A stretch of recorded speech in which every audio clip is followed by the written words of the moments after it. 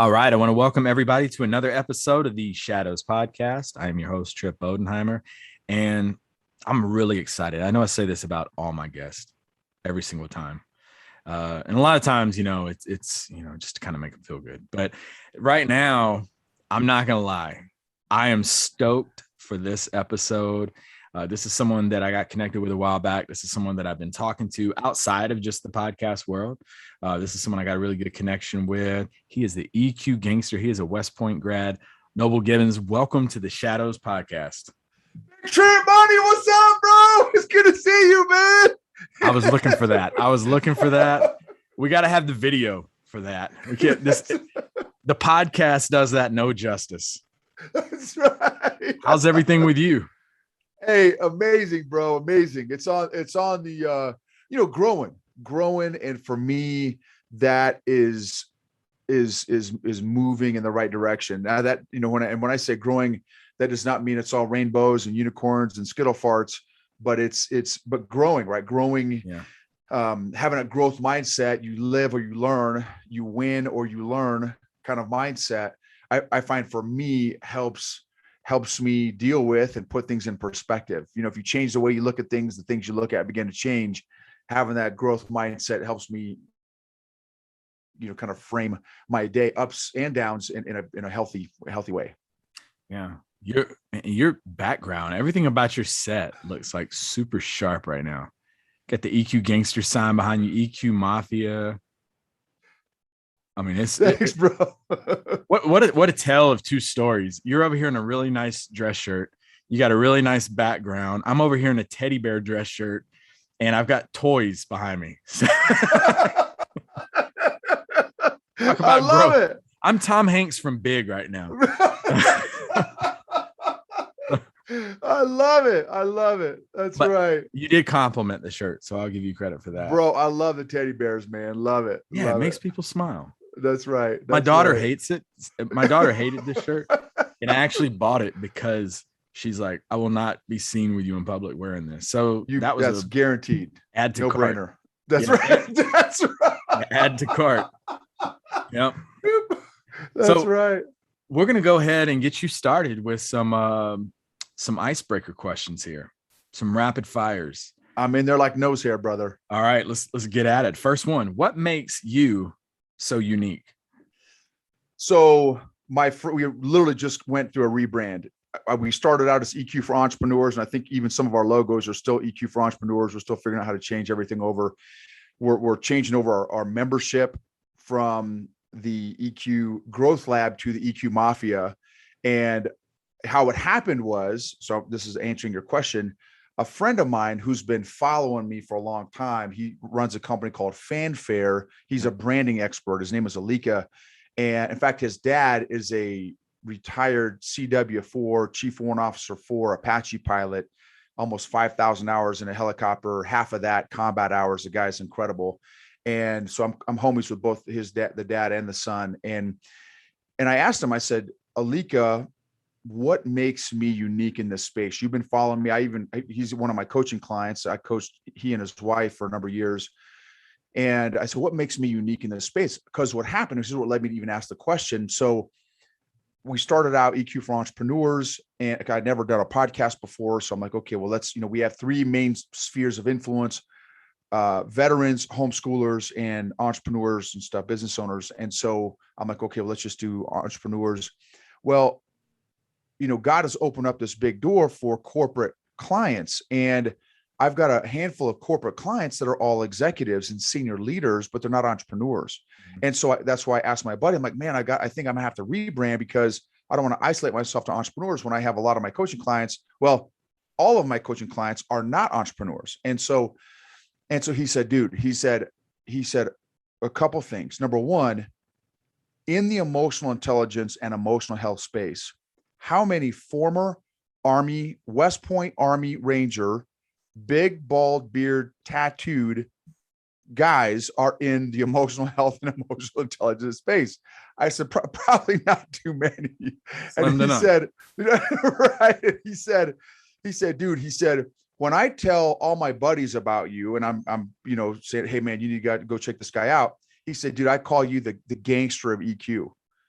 And he's like, dude, you got to be the EQ gangster. I'm like, oh, that's awesome, man. I love it. And so, and what's been funny is as I've been telling people, about the rebrand and kind of the story behind it, they're like, oh my gosh, that makes total sense. And in fact, I had a guy tell me just the other day, he said, he's a white collar marketing guy. He said, dude, that completely makes you different and stands you out in that crowd of, emotional. So I'm not the Harvard PhD in behavioral science. That's just not my story.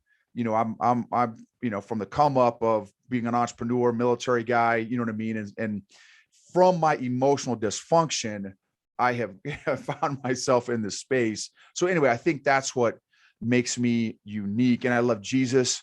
I'm a homeschool dad. Also, a couple of things that make me unique. I've got an awesome wife of 25 years, and I do Brazilian jiu-jitsu now for 4 years. So I'm like the grandpa in the gym. I'm the old guy in the gym.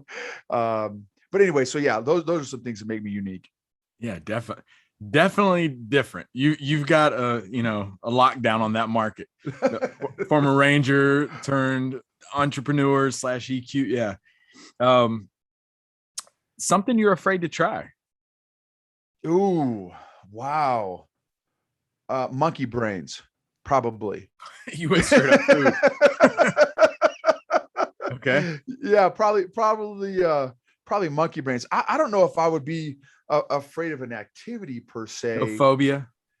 No, not off the dome. I mean, I probably wouldn't be super excited about, like, I don't know if you remember, it's an old school show called The Fear Factor with, big old Joe Rogan, right? Like, I don't know how excited I would be to get into a coffin of rattlesnakes, right? That's probably not something I would choose to do, but I don't necessarily have a phobia of anything. Okay. Actually, funny story, you brought up Fear Factor. We were at Universal Studios and they had the little in the park Fear Factor, and like they do it on stage in front of 100 people or whatever.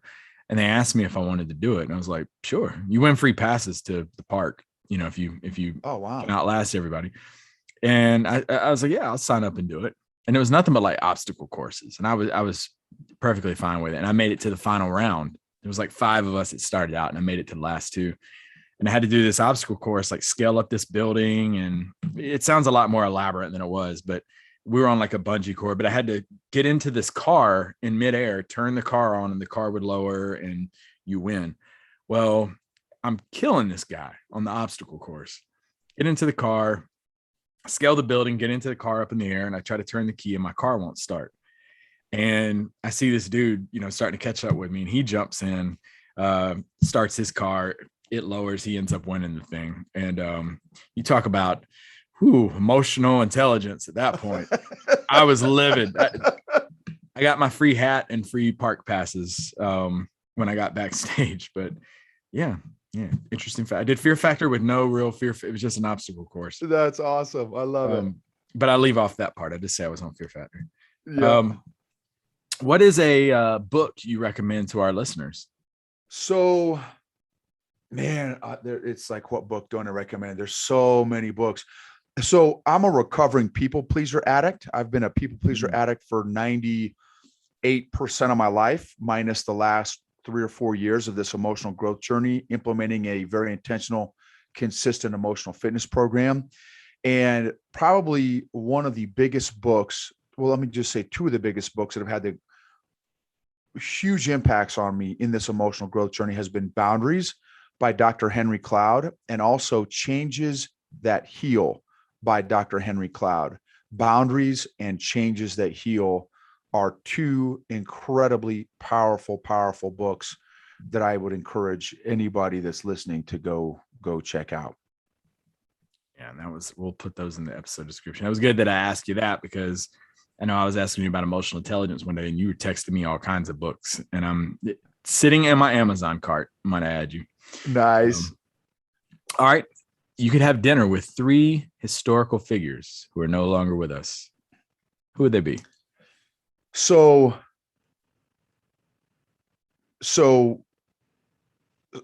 I would say Jesus. For me, again, I love Jesus, and so I've got a relationship with him. But I would say Peter from back in the old school Bible days, and because I relate with his personality. He was the type A, shoot first, ask questions later kind of guy. Yep.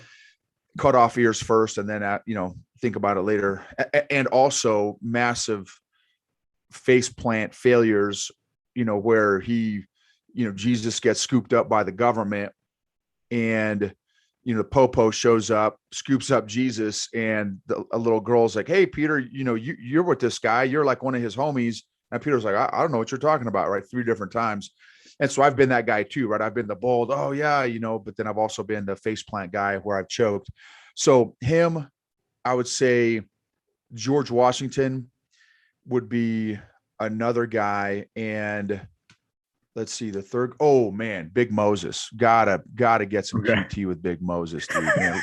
Ranger Moses, bro. He was back to the bone. But again, I can relate with him, right? Because he started out, he had a super fascinating background, right? Grew up in the White House of Egypt, right? He was, as an Israeli dude, so grew up with the Egyptians, which is kind of the enemy, so to speak, to the Israelis at the time. And so grew up in the White House, in the palace, and then decides when he, 30, 40 years old, decided, hey, I'm going to bounce, man. I want to go hang with my people. So he bounces. On his way out of the palace, he sees one of the slave masters abusing one of the Jewish guys. Big Moses, very low EQ at the time, like goes from 0 to 10 and legit kills this slave master. Like straight up RNC'd him and didn't let go, right? Just choked the dude out, whatever he did, right? And or Superfly Snuka off the top, boulder. You know what I'm saying? And so, and the Israeli dude who he protected or whatever is like, oh, dude, you're, you should go to prison for this, for killing my slave master. I can't believe this. So he does a little E&E, a little escape and evasion, right? This is back in the early days before E&E became E&E, right? So he does E&E into the desert. And dude, for 40 years, this guy is hiding out doing sheep ops, bro. He is shepherding sheep, bro, for 4 decades because he had a criminal record. The dude was a felon, bro. Felon, dude, right? And then he's bebopping around, chilling out with his dumb, sheep and preparing them to lead people, oddly enough. But, and so boom, he's bebopping to the desert phase of Ranger School, you know what I'm saying? Bebopping around with his sheep, bro. And obviously what you would expect, right, from being dazed and confused by the sun, a bush catches on fire, right? But doesn't burn. It's on fire, doesn't burn. And he's like, dude, what? I'm smoking must have got some good stuff. Must have been in the Colorado desert, right? A little weed ops. And he's like, man, what is going on with this board? I got to check this out. Boom, shows up to the old bush ops, and big man, HQ calls up on the old bat phone, and the old bush is like, hey, bro, check this out. You are going to lead my people out of Egypt. And Big Mo's like, hey, God, hey, man, I've got one bar right here. You know what I'm saying? I've got something broken and distorted. You know what I'm saying? You've got the wrong dude, bro. God's like, no, you're the guy. So 5 times, bro. 5 times Moses is like, hey, I like, this is a cool trick. I'm loving the burning bush little approach here, but you have got the wrong dude. And then guys like, no, McFly, right? To use an old 80s reference, McFly, I'm going to have Aaron, your bro. He will be your mouthpiece, but you're still, in fact, Aaron was the first SIGO, right? He was the first comms guy, you know what I'm saying, that ever got recruited, right? So Aaron is the comm/PR guy, the PAO, right? Public Affairs Office. And so you got Aaron is running comms for Big Moses, Big Ranger Moses. And then of course, and then that whole journey, right? Then Moses gradually gains a backbone. But it's just, for me, it's fascinating, the people that God chose to lead. They were all jacked up. And I can relate with that because, man, I have got more issues than Time Magazine, bro. I completely forgot what I asked you. The 3 people I'd want to eat. That's what I'm with. You know what? One day I'm just going to hit record and have you walk me through the Bible. One day. Dude, I have had a couple people tell me the exact same thing. And what I call it this, I'm like, look, I tell people, so I'll say it now, I'll use my line. I'll say, Trip, this is from the NIV, Noble's International Version. It was amazing. It was amazing. And then once again, on video, you have to see him using his cell phone and everything. Right. That's right. That's right. Dude, I got a buddy of mine, totally an atheist, but he actually curates all our content. He's my podcast and YouTube guy. So we create the content. He does all the post-production stuff for us. He said, no. So I've done a couple of these stories on our episode, or our podcast episode, bringing out EQ, right? Just like, again, Moses is low EQ. He clearly had low EQ, man, for most of his life. And this guy sends me a message back. He's like, Noble, dude, obviously, I don't believe in God, but bro, hearing you talk about the Bible, I want you, like, anytime you want to tell me a Bible story, dude, I am all ears, man. Oh my God. Back to the Future reference, Superfly, Jimmy Snuka. Oh my goodness. It was, that was amazing. So glad I asked that question. You never knew that stuff was in the Bible, did you, bro? Never knew that. Never knew that. That's right. That's right. Well, that's a wrap for the episode right there. So now, and we haven't even got into your story yet. So tell our listeners, first of all, you survived the rapid fire. That was probably the most entertaining rapid fire I've ever had. So tell our listeners about little baby Noble. Like, where did you grow up, your upbringing, how your childhood was?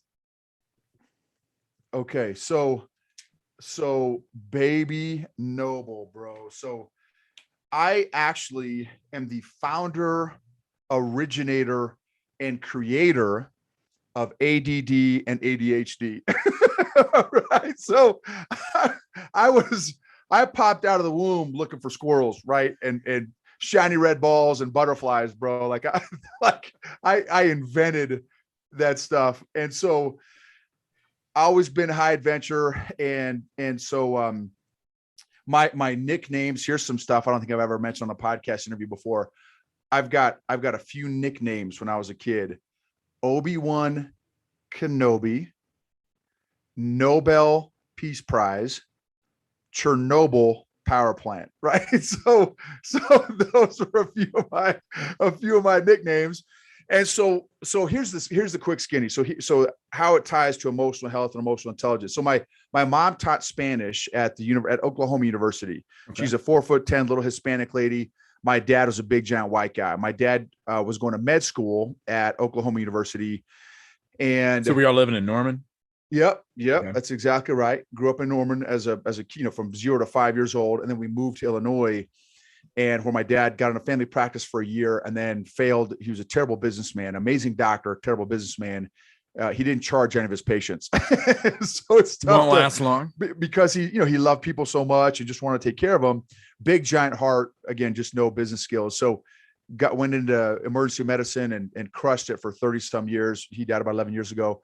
And so my mom, mom would stay at home, and I'm so thankful for my parents, amazing parents, and very, very thankful, love them tremendously. Here's an area that they did not do very well. And, it's tough. It's tough to teach what you don't know or have been exposed to. Right. And so so I'm old school generation. Well, my generation's parents, dude, feelings and emotions were not a thing. In fact, the more you expressed them, the more you'd get the beat down kind of thing. And so we would yell and scream at each other in my house. And then from the earliest time I can remember as a kid, and then we'd stomp off into our respective corners of the house, come back an hour later and act like nothing happened. Like literally, hey, so what's for dinner? Hey, we would just get done verbally assassinating each other and then come back some short time later and again, pretend like nothing happened. So I learned from a very, very early age, so I had no conflict resolution skills because it was non-existent in our house.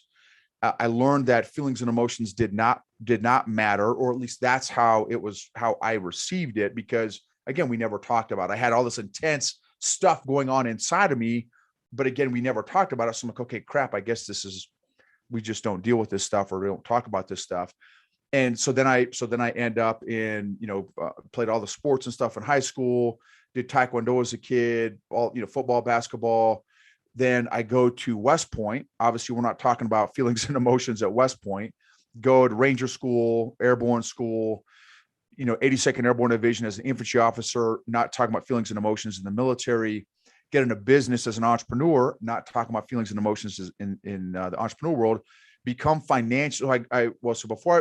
So I went through So at 27 years old, we replaced my wife's income at 27, got involved in this network marketing business, replaced my wife's income at 27, replaced my income at 30, made a very strong 6-figure income at 30 years old, financial independent, doing network marketing, went into a massive depression, like hardcore suicidal stuff for a couple of years after that. And then depression for probably another decade after that, but it wasn't as intense as the 2 years of super intense suicide stuff. And then after that, so, and again, this is, financially independent, but throughout that process, started a whole bunch of other businesses because I got the business bug. I really enjoyed business and everything. And so tried multiple businesses. Most of them failed, did 2 medical imaging centers, a fitness center, government contracting business with some special operations guys, CAD guys, and some special forces guys. I was the business guy. I wasn't one of the cool guys that did all the cool training and stuff, but I just set up all the business deals and stuff, executive coaching, all kinds of different things. And then unbeknownst to me, so here's what's fascinating is, in the same business vehicle that we got financial independent in, 2 things happened about the same time. And this is about 4 or 5 years ago. We ended up having this hardcore narcissist in our business team. I didn't know what a narcissist was until this guy. I'm sure I know there's plenty in the military. I just have never been self-aware before to even recognize what was going on. And so recognize that this guy is a hardcore narcissist, which, and for those of y'all not familiar with narcissism, it's a person, man or woman, who thinks that the world revolves around them, and they're essentially an egomaniac where, everyone is a minion. They use controlling, manipulating, disappointment, shame, fear, guilt, control to, again, manipulate people. And then this guy, we experienced this guy, and also, well, this will come in a second. So then about the same time, completely unrelated, yelled at my wife 3 times in 3 weeks. And she said 3 things. Number 1, don't ever do that again. Number 2, you've never done this before, which means number 3, again, you have more issues than Sports Illustrated, right? So went to counseling. The counselor introduced me to 2 revolutionary new concepts called feelings and emotions. And I was like, bro, what is this Harry Potter sorcery voodoo stuff you're talking about? Right? I have no idea. How old were you at this point? So do this 4 or 5 years ago. This is early 40s, bro. Okay. This is early 40s. And so I was pissed. I've read, no joke. I should show you my bookshelf. We have 2 bookshelves, hundreds of books. And that's after throwing away probably 300 to 500 books. So I've read hundreds and maybe 1,000 books on leadership and personal development and et cetera, et cetera, et cetera. Spiritual growth, all this stuff. And I've never read anything that involves leadership and emotions and feelings ever. And again, I have read a truckload of books. And I'm like, how on earth can I be in my early 40s, have studied leadership and personal growth and development for over 2 decades, and I have no idea what on earth feelings and emotions are? So I was pissed. And I was pissed that I didn't know. I was pissed that I was clueless.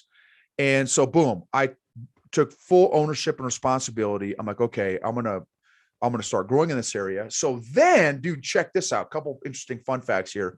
We start growing emotionally. Well, we start realizing that on this business team that we've been a part of, this network marketing business we've been a part of, super emotionally toxic environment, very unhealthy, I will say, cult-like behaviors. Again, shame, fear, control, manipulation, disappointment, all this really emotion healthy stuff, environment. And dude, of course, it took us 3 years to detox from that environment. That's a whole other story. The point being that because I was emotionally clueless, and my wife to a degree as well, we had no idea that we were in this emotionally unhealthy environment because we were emotionally unhealthy. We had no idea. Anyways, so then we're growing. So we bounced from that whole deal.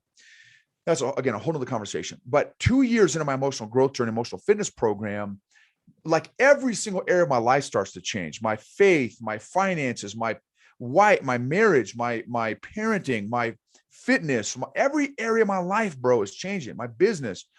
And I'm like, babe, we've got to start a podcast teaching other people about emotional health, emotional intelligence. I can't be the only emotionally clueless guy out there. There's got to be other nobles out there. And so we started the podcast. Unbeknownst to us, we would start it the same month that COVID comes out. So boom, because again, last 18 months, emotional health has never been talked about more in the history, man. You could almost argue in the history of mankind than the past 18 months. And so, as a result, it is, growing. I'll say it is growing. And from there, we've got our membership, again, EQ Mafia. We've got a couple corporate clients. In fact, I'm doing a presentation for an Army brigade here in October, teaching a bunch of guys. I've done a number of different Army presentations to Army units about the importance of emotional health and emotional intelligence, because again, I am that, right? And here's the thing that's fascinating. I tell a lot of my buddies who are colonels, we've even got 3 generals now, 3 brigadier generals, 07s. I said, look, guys, what the at least in my perspective, okay, so this is not official, this is just my little anecdotal perspective. The Army is addressing the symptoms. The 3 big areas that are important in the Army right now is, sexual harassment prevention, right? Suicide prevention, and then equity and diversity, and inclusion, all that kind of stuff, right? So I said, dude, all my buddies, again, these big baller colonels, I'm like, look, guys, you're dealing with the symptoms. You're trying to put Band-Aids. Oh, well, if we put a Band-Aid here, if we move the shells around, it's going to somehow fix stuff. No, I said, how many of your things that you're applying, your rules, your regulations, your classes, your training, how many of them are going to make the soldier emotionally healthier? Zero. Well, you should, love your neighbor, or whatever their little classes are, right? But, I talked to one of my buddies he's the main head medical guy, and they're all dealing with symptoms. Like, bro, you've got to address the emotional health of the soldier. Now, am I saying that if you do that, all of a sudden everything will disappear? No, of course not. I can't guarantee you, but I can very, very, very, very strongly say that if the military focused on getting the individual soldier emotionally healthier and gave them some self-awareness exercises and self-management exercises, it would go a tremendously long way in reducing a lot of that crap that is facing the military right now. Dude, vaccines, right? Masks, all that stuff, to mask or not mask, to vaccine or not vaccine, right? There's all this emotional injuries and trauma that's going on. How many of us, dude, have been trained in how to deal with, acknowledge, identify, process, manage our emotions and others' emotions? Not many of us. Yeah, and there's a lot to unpack from what you mentioned, which gives me a lot of good stuff. One thing that I want to mention, the course I teach it now, we have a lot of say so in what gets taught and what gets delivered. And one of the things is, since I got there, is we started incorporating emotional intelligence, and we still to this day are teaching that. And we at the time of recording, we taught it about a week and a half ago, and the guy that was teaching it was really good, because you look and you've got 33 Air Force individuals in this room, yet they're in tears talking about some stuff they go through and experiences they've had. So it's really good to see that. That's awesome. Firsthand. So kind of go back a little bit in your story. What was it that, or when, I forgot how to rephrase this, when you were graduating high school, did you know West Point was what you wanted to do, or what were you thinking you're going to be doing like 10 years from there? So, yeah, good question. So I was a junior in high school. Mom comes down into my bedroom and says, "Hey, son, have you thought about college? College is coming up in a year and a half or so. What do you want to do with college?" And I'm like, "Man, Mom, I have no idea, to be honest with you." I'm like, I want, I guess, as I'm an external processor, so I'm an extrovert. Shocking. And so Get out of here. I know. And so I'm an external processor. So I'm like, okay, mom, well, I know for sure, like I want to get challenged in every area of my life that I possibly can. So whatever the hardest college experience that is out there, that's where I want to go to college. Mm. And so I'm like, okay, I could go to like a Christian school. Okay. And that would challenge me spiritually, but not necessarily in any other areas. I mean, maybe academically, I could try to go to like an Ivy League school. I'd get challenged academically, but probably not in any other way. And so I just applied to a bunch of these schools. Well, like the next day I run into a buddy of mine who was the class ahead of me in high school. And no, he was 2 classes ahead of me in high school. So he had already graduated, and he had this funny haircut, this short kind of high and tight. And I'm like, dude, what's up with the hairdo, bro? Like, what are you doing? And he's like, well, I just left this school called West Point because I got an acceptance to flight school at Emory-Riddle. And I'm like, oh, okay, well, that's super dope. Be applied or whatever. I said, what's this West Point thing all about? He's like, oh, dude, they yell at you, they scream at you, do lots of push-ups. I'm like, oh, dude, I gotta go there, man. That is awesome. And so he's like, well, dude, it's not like you just because you want to go does not mean that there's how it works, but yeah, right. There's 1 or 2 steps that you have to go through to get there. And so he told me, he's like, dude, it's brutal physically, mentally, emotionally, academically. And I'm like, oh man, if I can get 4 out of the 5, like maybe there's spiritual stuff, but at least I'll continue my faith regardless if they have it or not. But like, at least I'll get hit most of my boxes. And so boom, I started the whole application process. And a kind of a fun side note, a great book to read is a book called Grit by Angela Duckworth. Mm-hmm. The first chapter of Grit talks about West Point's admissions and election and a selection process. It's really fascinating. Kind of, I didn't know kind of the behind the scenes. It kind of gives some behind the scenes of their hiring process. And so by God's grace, I applied to Air Force Academy. I missed it by a day. I applied to Naval Academy. I applied to West Point. I got accepted to Naval Academy. And so I'm like, hey, I guess I'm going to be a squid, so I'm like, okay, sweet. Sent my thing in. Hey, I'm coming to Naval Academy. And like a month later, West Point sends me their deal. Hey, you got accepted at West Point. I'm like, oh, snap. Like, okay, God, like what, now what do I do? And so I did the whole, pros and cons of both and, prayed about it. And I'm like, man, do I want to be on a big giant boat for 6 months or 12 months with 5,000 dudes? Or do I want to be in the woods, snooping and pooping and shooting and stuff? I'm like, oh, definitely need to be in the woods with guns instead of on a big giant boat. It's better to do all that in the woods and then a boat. Right. That's right. And so boom, I turned down my Naval Academy thing, although I was very thankful, obviously, for that opportunity, and then went to West Point. So that's kind of how the story behind how I ended up at West Point. I'm gonna steal something from what you said and start telling people that from here on out. When you're like, yeah, I could have gone to Ivy League school, but all I would do is challenge me academically. I'm gonna start telling people that. Well, so it's funny you say that. So bro, so I went to this high school, right? With 5, I had 400 or 500 kids in my high school class, and we had about 1,000 kids. No, it was probably, well, I guess 400. So our high school was over 1,000, and I was like, I think I was like top 10, but dude, I was like, this is no joke. I don't know how many people you've met like this. I did 4 to 5 hours of homework a night in my whole high school experience. I worked my rear end off. So I wasn't one of those guys that, flop out of the bed and I get straight A's. I had to work my butt off to get straight A's. Well, anyway, so I'm thinking, okay, West Point, I don't know anything about it. So other than they yell at you a lot and all that kind of stuff, and you do a lot of PT, dude, academically, this is what I tell people. They're like, oh, dude, you went to West Point. I'm like, oh yeah, man, I went to West Point. I kind of poke my chest out. I kind of milk it a little bit, right? I'm like, dude, I graduated the top, bottom third of my class. Bottom third. Yeah. I said, hey man, I had a 4.0. They're like, dude, you had a 4.0 at West Point. I'm like, yeah, bro. If you add up all 4 years, man. Dude, it was God's grace, bro. I graduated from that school, man. That school was no joke for me, man. You said it pretty much checked all of the boxes for you.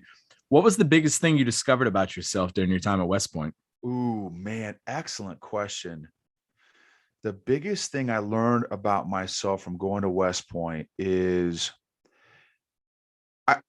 is that, I guess my work ethic. I was so Mm, thankful that I learned a hardcore work ethic in high school, because I felt for my classmates that, didn't have to study in high school, got straight A's, were there, dude, everybody was the valedictorian and salutatorian and captain of their football team and their basketball team. Everybody was, dude, everybody. And so, but a lot of them didn't have to study in high school. But then they get to West Point and it's like, oh, snap, dude, I got to learn how to study. Fortunately for me, I had been studying hardcore study skills for 4 years. So I, in that regard, my work ethic was prepared, but I definitely was not at the level that a lot of my classmates were, just intellectually or academically, even with my hardcore work ethic. Dude, with my hardcore work ethic, I was incredibly thankful to get high fantastics, dynamics, and the occasional congratulations if you're picking up what I'm putting down, right? So I remember walking back, our semester end exams were 4 hours long in every class. And, you know, walking back with one of my roommates, and, he's all bummed out because they grade your exams right there on the spot almost. And so, you can go back like an hour later and figure out what you got, your scores. And so I went with my roommate, we were walking back, and he's all bummed out and pissed off. And dude, these are 4 hour exams, bro. Like I was, dude, stress and anxiety, forget about it. And so we're walking back and back to our room, but the barracks. And I'm like, bro, why are you so bummed out? What'd you get? He's like, man, I can't believe it. I got a freaking 98%, man. I'm like, dude, you're bummed out because you got a 98%. Dude, I was doing the Toyota kick, bro, right? I was doing the Toyota kick. If you remember that little, little heel kick in the air. He's like, dude, what'd you get? You must have crushed it. I'm like, bro, I got a 68%, bro. That's dynamic. I passed, bro. I was ecstatic, man. I'm good. That's right. So anyway, it was, dude, academically, it was no joke for me, bro. It was no joke.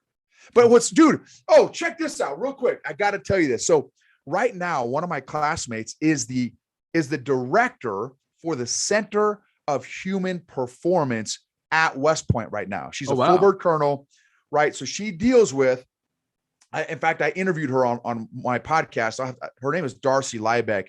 She's, again, I don't remember what episode number it is, but she said, no, but I deal with the top 10% at West Point and the bottom 10% at West Point. And I thought, oh, fascinating. And then she said this. I'm like, so Darcy, like now that you're kind of running the, cadet leadership kind of program there as in the Center for Enhanced Performance, like what is that like? She said, Noble, Noble, failure is a part of the curriculum. Mm, We physically give the cadets more than they are capable of doing, yeah. so that they get used. And I never thought about this before, but most of the cadets probably have not experienced a whole lot of failure in their life up to Nothing but that point, success all the way up to because that they're point. all top of all their, what I'm saying? And so coming to West Point, like, okay, we need to front load a truckload of failure, because, the military, dude, there's a lot of stuff out of your control in chaotic environments and that kind of thing. And so I just thought that was fascinating to hear from my classmate, like, oh, no, failure is a intentional part of the curriculum. It's pretty cool. It's pretty cool. I'm sure for people experiencing it, it's not with their Right. stress level. That's right. But yeah. All right. So talk to us now, because you mentioned, your podcast and I mean, all the incredible stuff you're doing. What type of work do you do with veterans now? So I would say, man, that's a good question. So I would have to look at my demographics, but I would say if I had to guess right now without looking at my demographics, I would probably say that probably at least a third of my audience is either active duty military or retired or veterans. And what's been so fun, man, is, again, because I obviously love the military, all the branches. And it has been so fun being in this space because, again, like you asked a question about, hey, what makes you unique? There aren't a whole lot of nobles in this space that I feel like, especially in this space, relatability is huge. Because, and not to knock, obviously, the Harvard PhD or the Yale, Stanford, the big baller PhDs and stuff. You've been through it. Right. And so there's just, I think that's just another level. Because for me, I want the bar to access this content to be very low. And so, because, dude, how many people in the military need desperately this kind of stuff? And so I don't want to make it like, oh, this is content for the elites. Man, I want to make it for la-di-da-di, anybody. And so I've done a number of presentations. So some of my classmates, again, are, brigade commanders or battalion commanders or that kind of thing. And I've got friends that are, even lieutenants that are in charge of even like the officer professional development for their units and that kind of thing. And that have said, hey, Noble, I've been listening to your podcast. Can you do a lunch and learn or an officer professional development or NCOPD, non-commissioned officer professional development for my company or my battalion or my brigade? And absolutely, is the answer. So that's been a blessing to start getting some of these military folks introduced to the topic of emotional health and emotional intelligence. Yeah. And that's awesome that you're doing, especially to hear like a third of your clients or, have that military background or, currently active duty or serving. That's really good to hear.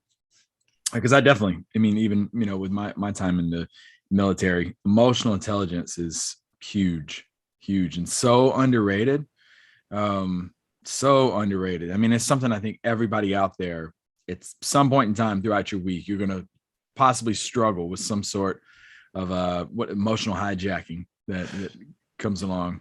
Dude, this is something I love saying. One of my favorite quotes that God's given me an epiphany on recently, and that I say a lot on my podcast is, so a couple of things. So there's a couple of them. So episode 59 of a guy that I had on my podcast, EQ Gangster, he said, Noble, if you don't deal with your emotional issues, your family will.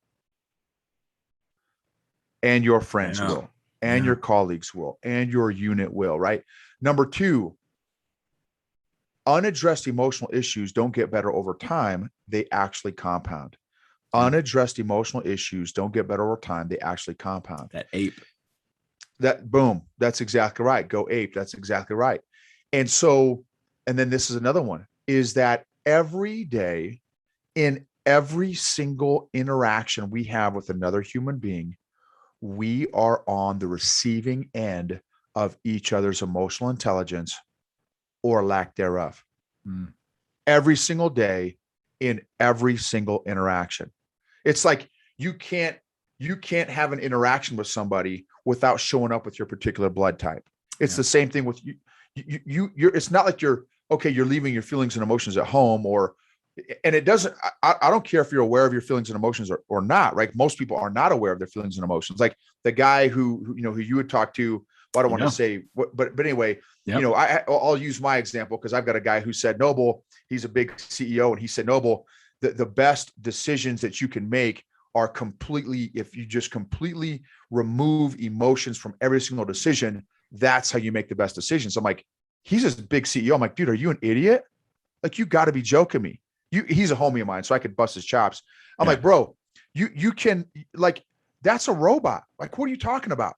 If you remove emotions from decision making, you are removing the human component of every single decision that more than likely involves people.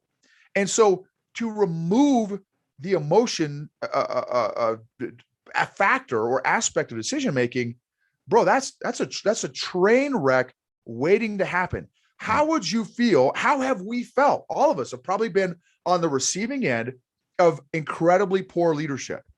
And what's that experience like as a junior, as a subordinate? It's terrible. Who has brought the best out of you? How do they make you feel? Who has brought the best out of you? How do they make you feel? Who has brought the worst out of you? how do they make you feel? And tell me that the people that do not factor in that people side of decision making, that, like, I'm telling you, that's massive. Yeah. Right. So you cannot do that and expect to be a good leader.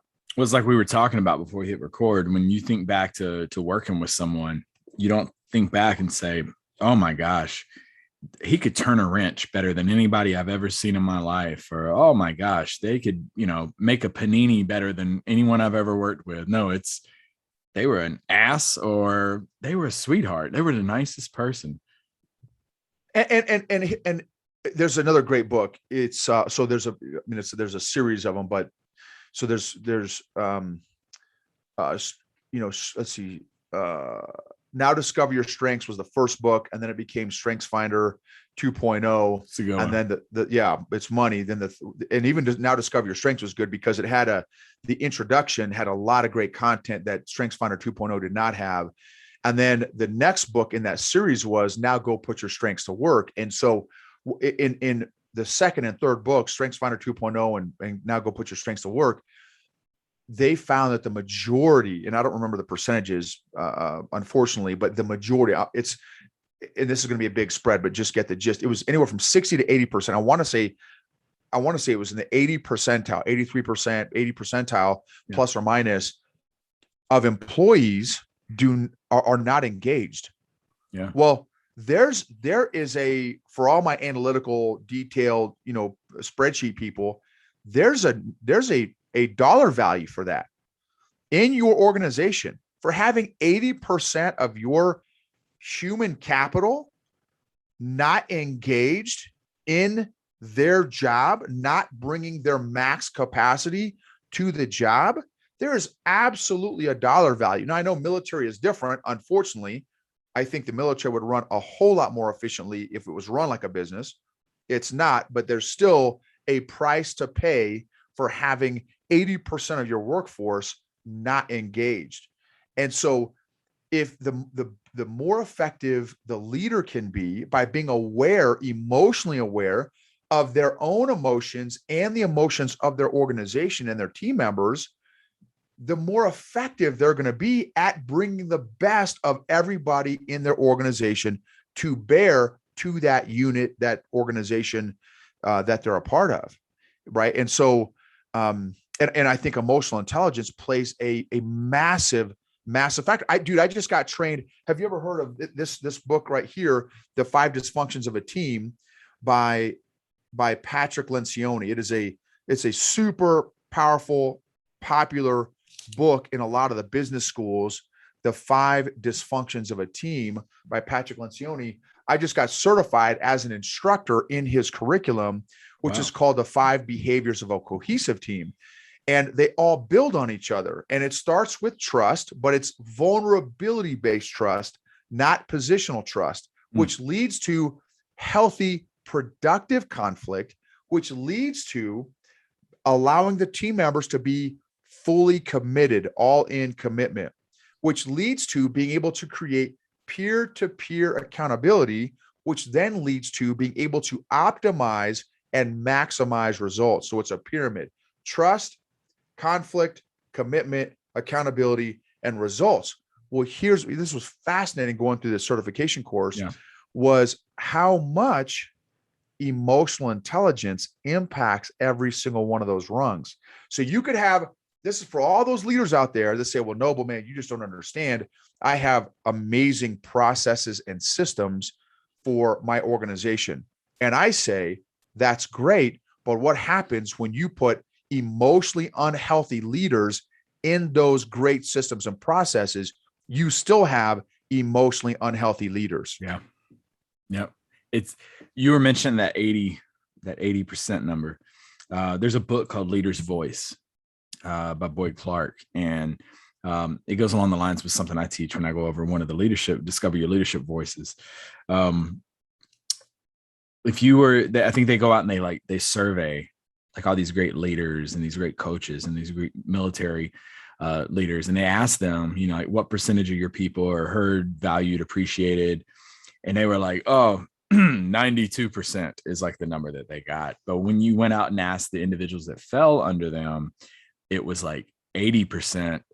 No, we are not appreciated, heard, valued.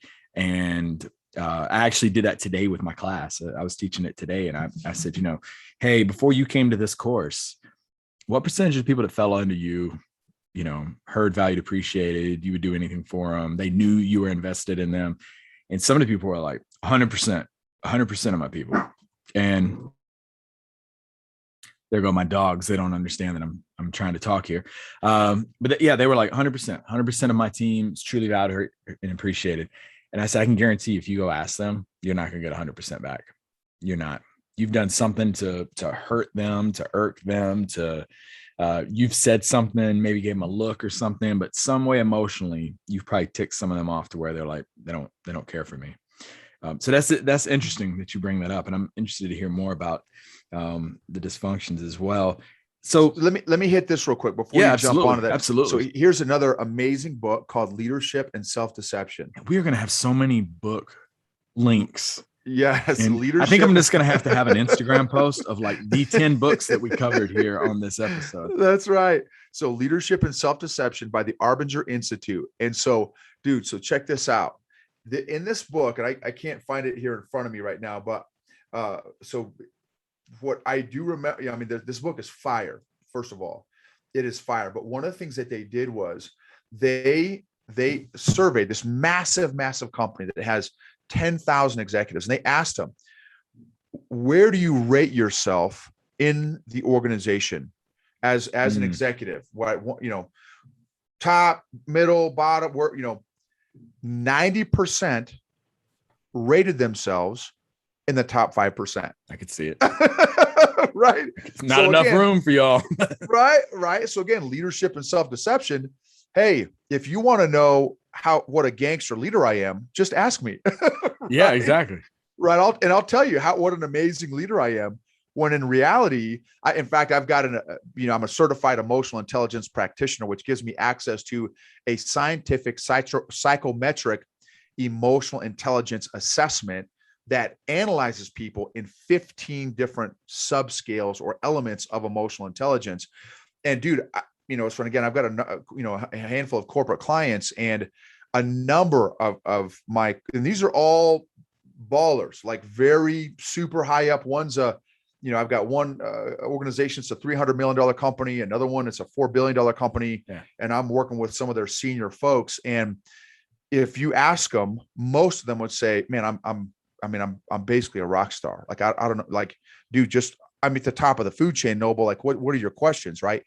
And so then they do this psychometric scientific EQ assessment, dude, inevitably,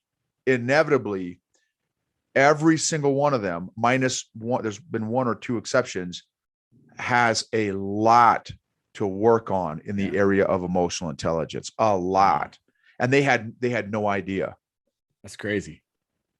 Yeah. Fascinating. Yeah. So tell us next about, you talked about another issue that's pretty big, and it's something that the military is doing a really good job right now of addressing. It's something that I have been very vocal on this podcast and said that I have started doing, but mental health. You talked about you were depressed for over a decade, and talk to us about like your mindset kind of throughout that. And then how did you get out of that hole? So I think that, so there's a couple things. So fortunately, throughout that experience, I've always been teachable, and I like to call myself a professional learner. I love learning. Thankfully, by God's grace, man, I love learning. And so what put me there, I think, again, in my little, I'm not a psychologist, I'm not a psychiatrist, I'm not a therapist, I'm not a counselor, but I have been to a lot of counselors and therapists. And what facilitated, let me say, or what exacerbated me being in this very, very dark place was my complete lack of self-awareness and my complete lack of self-management. I had no self-awareness and I had no self-management tools. I had no coping tools. And again, look at our country today. In fact, I've got a couple buddies that are calling it the silent pandemic, because nobody is talking about the consequences of isolating social, relational human beings for months and months at a time. What do you do with maximum security inmates? You put them in isolation. That's like the worst, whatever discipline that you could give somebody. And yet we're prescribing that for a globe. Well, the consequences of that, sure, there may be less dying of COVID or whatever, but there's been almost a triple digit increase in suicide, depression, domestic abuse, addiction, all over the world, and nobody is talking about it. And so that's what happened to me. Obviously, this is many, many years ago, but I didn't have any. But like the people today, most don't have self-awareness or self-management. And there's a psychologist who I've studied and read some of her stuff, say that it is worse to have self-awareness with no self-management, because now you're aware of the pain and hurt and abuse and injuries and dysfunction and all this kind of stuff that you have, but you can't do anything about it because you don't have any coping mechanisms. For me, so maybe that's the positive of my suicide and depression phase. I call it the hell phase. I wasn't self-aware and I had no self-management, so I didn't have either one. So what helped me, so that's what I think contributed to me getting there and staying there for so long. What helped me come out of that was a couple things: my relationship with God, and also my willingness to get help. My wife's like, dude, I don't know what the heck is going on with you, but like you need help, bro. You got issues. And thankfully I was open to getting help and to, becoming better. Cause essentially when I had become financially independent at age 30, I stopped working. I didn't have to go to a job because we were making six figures and passive ongoing income. And so I didn't need a job. And essentially, and so there's that. I had gotten out of the military. And so my purpose, right? I kind of lost my purpose and stuff. And, the old Mark Twain quote, 2 greatest days in a man's life, the day they were born and the day they find out why.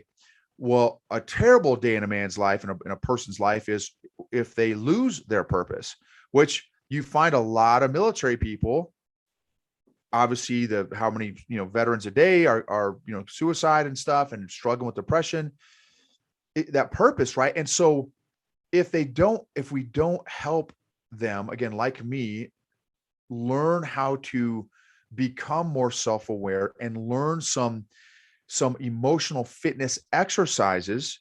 Because here's the other deal too, Trip, is that the goal of emotional intelligence is not to turn into some warm, fuzzy kumbaya, let's all hold hands and smoke weed together. That's not the goal. The goal is to become more, again, to be able to acknowledge, identify, process, and manage your own emotions and the emotions of others, to become more emotionally resilient, to become more emotionally agile. Another book, Emotional Agility by Dr. Susan David, Emotional Agility. But it takes, in my opinion, emotional health and emotional intelligence to be emotionally agile, to be, to have a leadership agility. And so as soon as I took ownership of where I was at emotionally and just realizing, hey, look, I'm an emotional kindergartner, maybe not even in kindergarten. I was emotionally pre-K, dude. And I just had to own that. Like I'm in my third quarter of life, bro. And I'm in pre-K in regards to my emotions and feelings. And I could have gotten pissed and all this kind of stuff. And I did get there. And I could have gotten bitter, or I could have gotten better. And I chose, thankfully, to get better, take ownership. Hey, look, yep, I'm an emotional pre-K. I don't have a first freaking clue about feelings and emotions, and I'm going to change that starting right now. And thankfully, that's what helped me get out of it. And as I got healthier emotionally, bro, again, that's where every single area of my life started to change. That's why I encourage your listeners, man, get on an emotional fitness program, a consistent one. You can't just read one book. You read emotional agility here, and all of a sudden you're emotionally healthy. Or, you read boundaries, and all of a sudden you're emotionally. No, it's you've got to incorporate. Now, they can be part of your emotional fitness program, but they can't be one and done. Oh, I read the book, so I'm emotionally healthy now. No, it's got to be like, again, you can't go to the gym once and all of a sudden you've got 5% body fat and you're physically fit. No, we know we're supposed to work out physically. Why do we think it's going to be any different, especially in the area of our emotions, where la-di-da-di, everybody has had a lifetime of emotional injuries, and we wonder why people are walking around so emotionally jacked up and so much emotional dysfunction. How many of us have ever gone back and healed and dealt with and faced and confronted any of those emotional injuries that we've had our entire life? I'm glad you brought that up. The emotional fitness. Somebody comes up to you and asks you for physical fitness advice, and it's like, oh, you can go to the gym, do some curls, do some ab crunches, run. What are some emotional exercises you would recommend outside of reading one of the 37 books we've mentioned already during this? That's right. So I told you I'm a professional learner, bro. So and I said it in your other podcast episode about Go Aped, right? So APED. So acknowledge the emotions, print out the emotion wheel, go online, Google emotion wheel. Awesome tool, by the way. It's just fire. Recommended it to someone the other day. Walked them through it. It's awesome. That's excellent.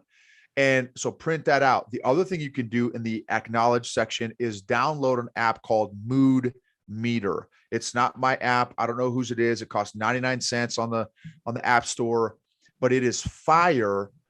Again, if you use it consistently to help start increasing your self-awareness and also a little bit into the self-management piece, because it asks you not only what you're feeling, but why you're feeling it, which are two very different things. The first one is a little bit more surface level. The second one is a little bit deeper.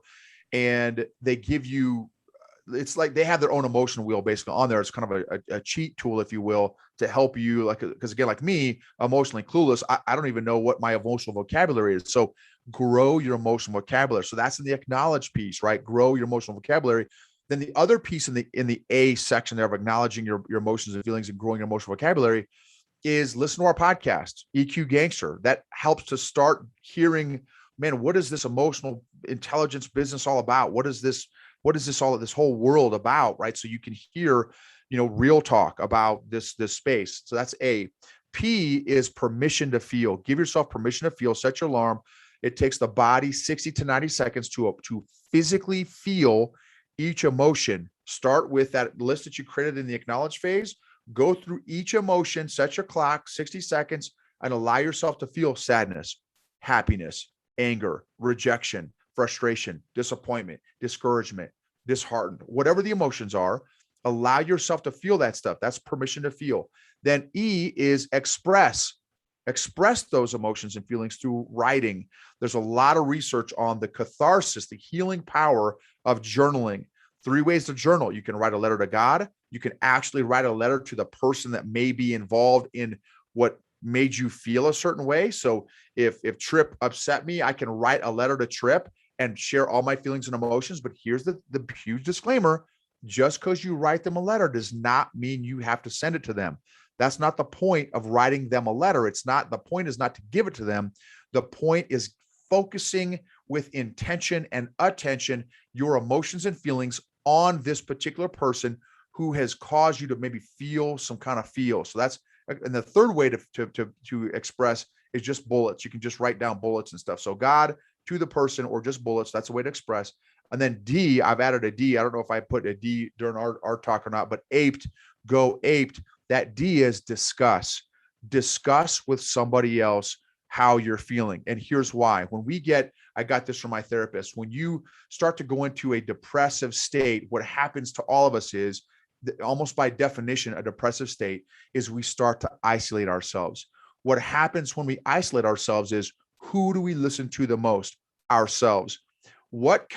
How much logic are we thinking when we're in a depressive, emotionally hijacked state?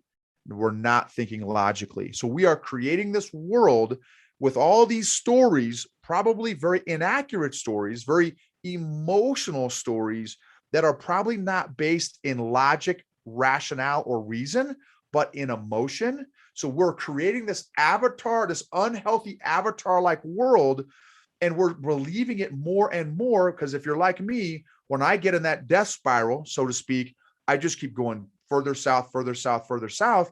But when you discuss it with somebody else, friend, family member, or a professional, if you need it, hey, Trip, man, can we chat about this, bro? Hey, bro, right now I'm looking outside and the sky is green.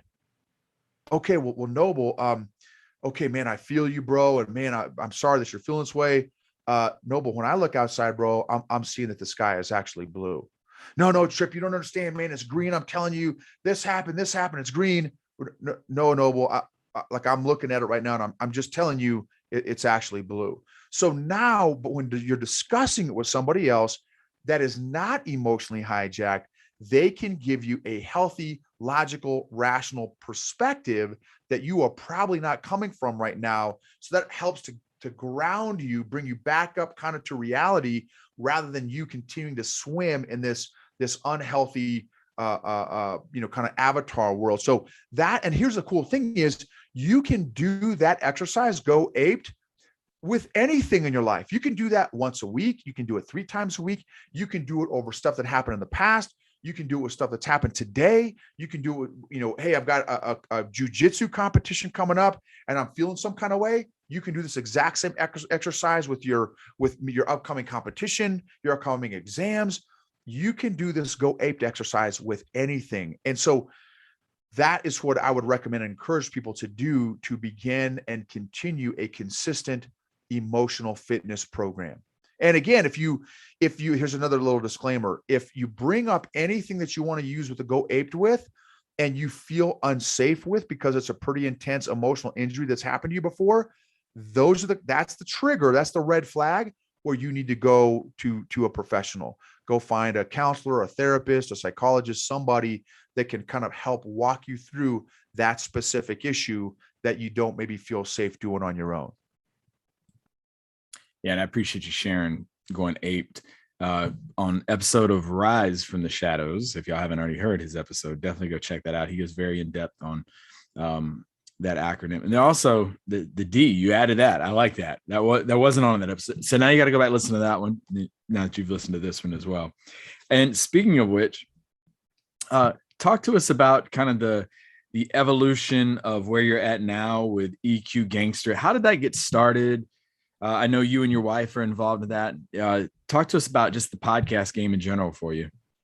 So it's been a fascinating journey. And I think I mentioned the rebrand, right? I told you how the whole rebrand happened, right? So the podcasting experience, if for nothing else, right? Because the podcasting world has been fascinating because you don't get a lot of feedback.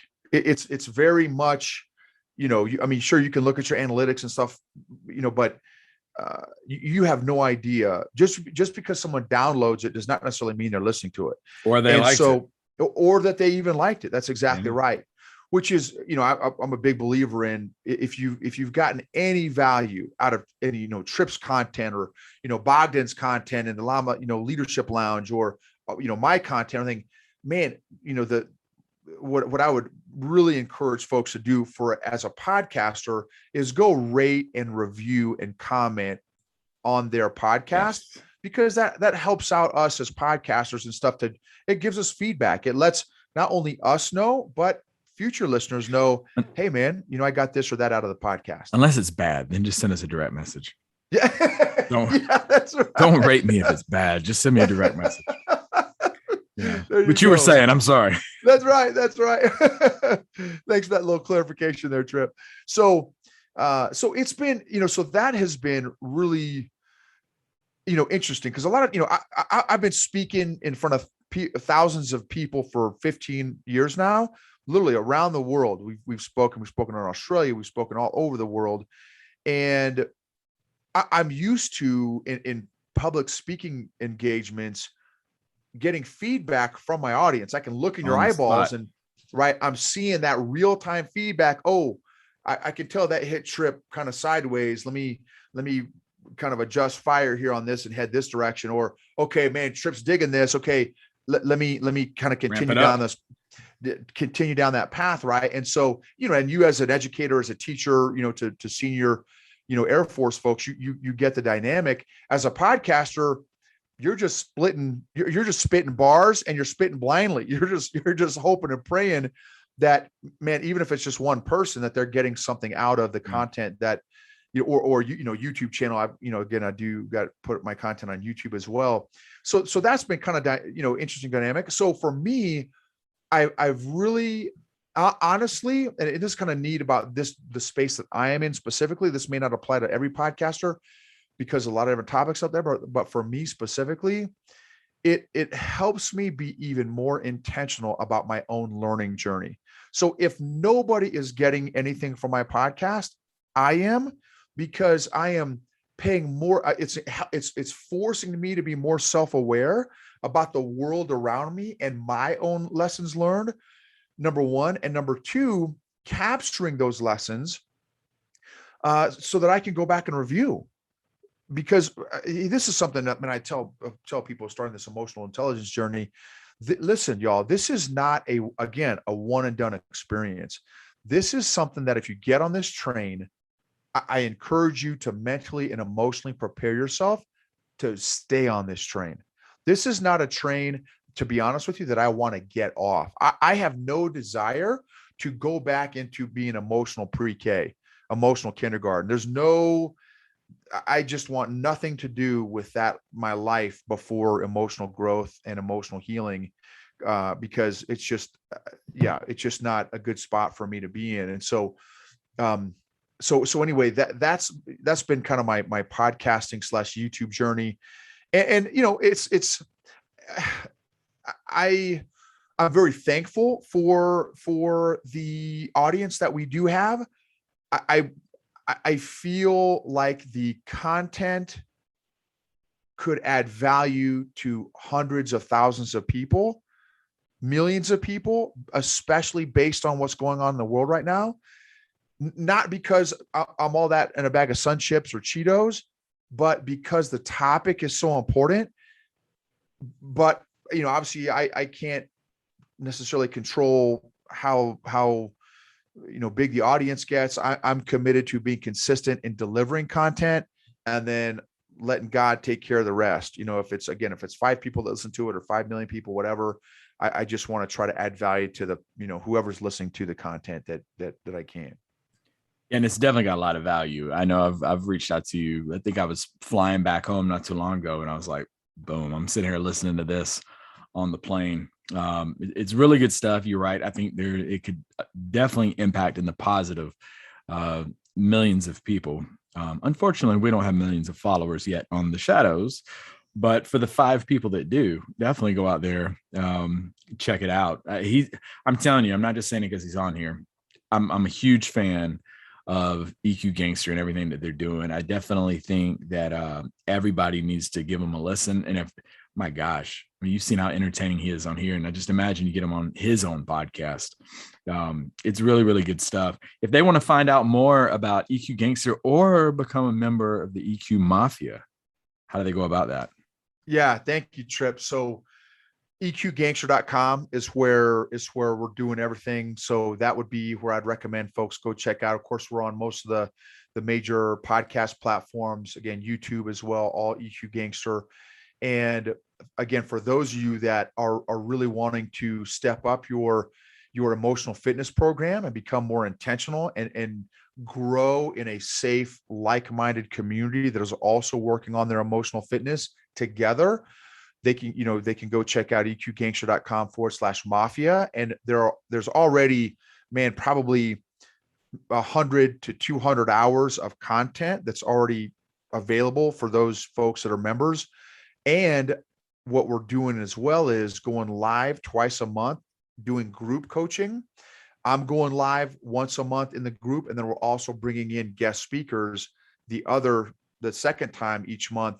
That is a SME, subject matter expert in a particular area of emotional intelligence. So we're just wanting to add a truckload of value to the people that are part of the EQ Mafia.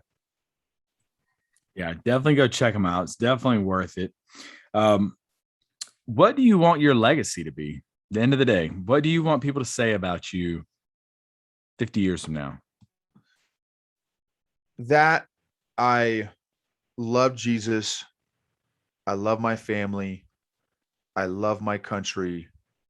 And I left the world a better place than what I found it. And in some way, form, or fashion, helped create an emotionally healthier culture for leaders to operate and grow in. Well, I think you're definitely knocking that out of the park right now. I think you're doing some amazing things.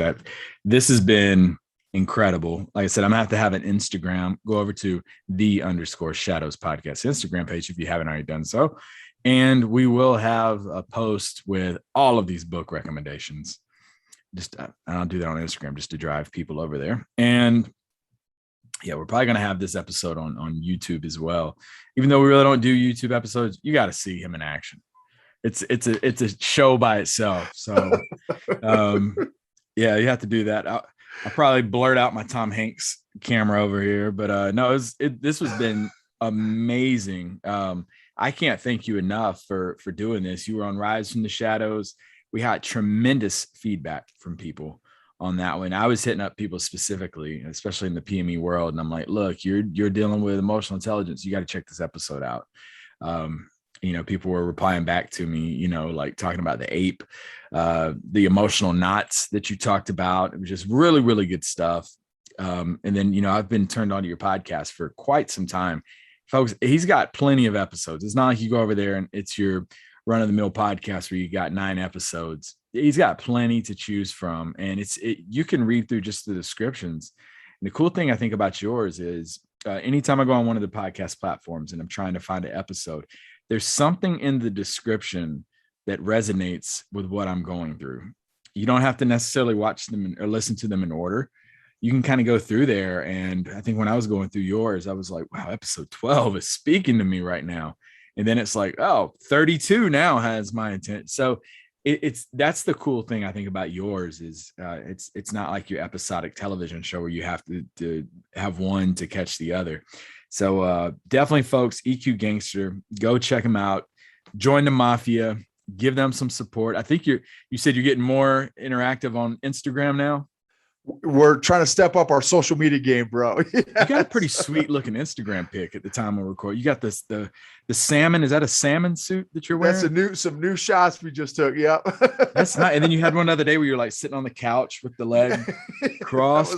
That's right. I was like, he's looking good. He's looking good. Thank you, bro. I totally appreciate that, man. And I want to say, Trip, thank you for having me on your shows. And it has been a blessing just to know you personally and also professionally. Like you're a senior Air Force trainer. So not only are you a senior Air Force, non-commissioned officer, but you train other senior leaders in the Air Force. And what I really respect and value and appreciate you personally and as a leader is that you don't just teach this stuff, you are on your own growth journey. And those are the kind of leaders that I can follow, that I can get behind, that I can support, that are on their own growth journey as well. The leaders that, dude, I've arrived, bro. Like, okay, I don't care if you have 10 books. Like, dude, I don't need any books. Like I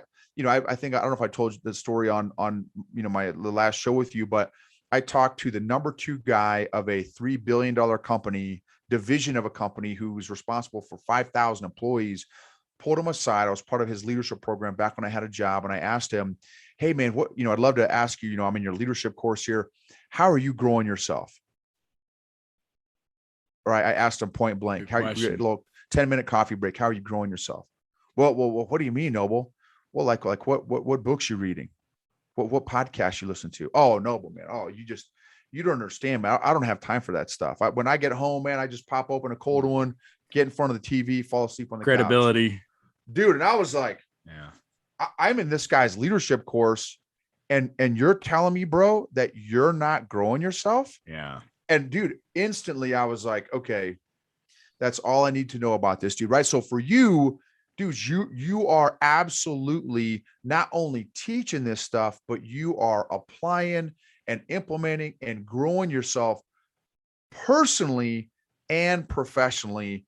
And I respect the snot out of that kind of leader, bro. And so thank you for letting me be a part of your, again, personal and professional life.